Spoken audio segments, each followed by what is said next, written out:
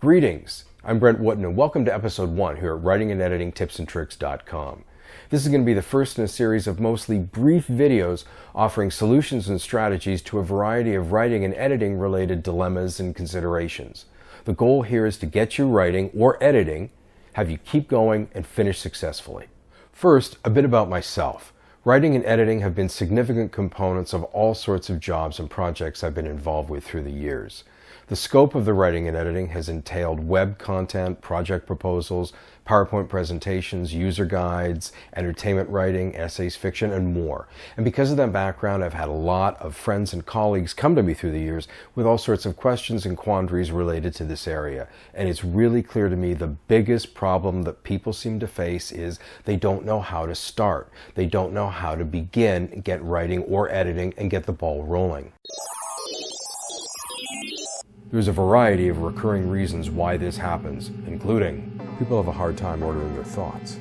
They're not sure what the pertinent points are that they should be writing about. They freeze up trying to figure out what those first words should be. They get writer's block and can't get back on track. All of these things can derail you because they're overwhelming and demotivating.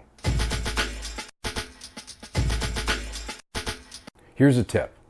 What you need is a tool that's going to help you order your thoughts and break them down into the right taxonomic structure. And this will act as a roadmap for your writing. What you need is a skeleton. Just as a skeleton's logically organized series of interlocking bones provides the body with its structure, so does the story skeleton in terms of your writing. It gives you a roadmap to go forward with clarity, allows you to de-stress, and you're more confident in what you're doing. Start by writing down everything that you can think of that's pertinent to what you're going to be writing about.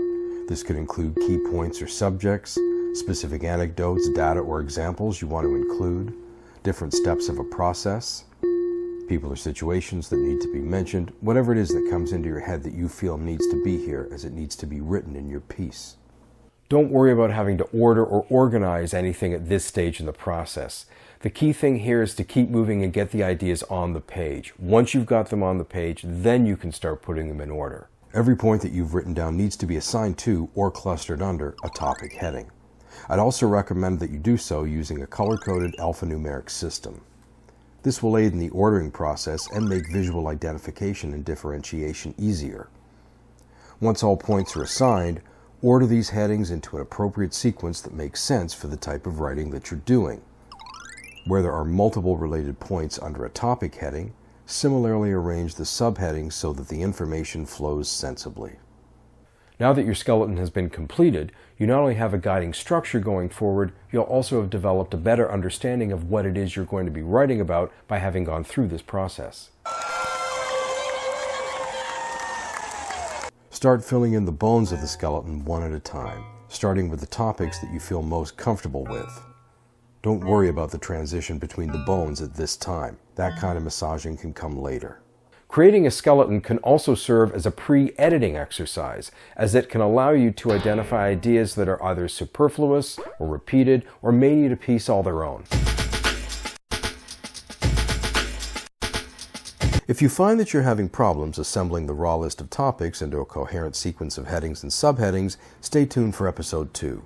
I'll be exploring this process in a bit more depth, giving you some tips and tricks to help you order your ideas.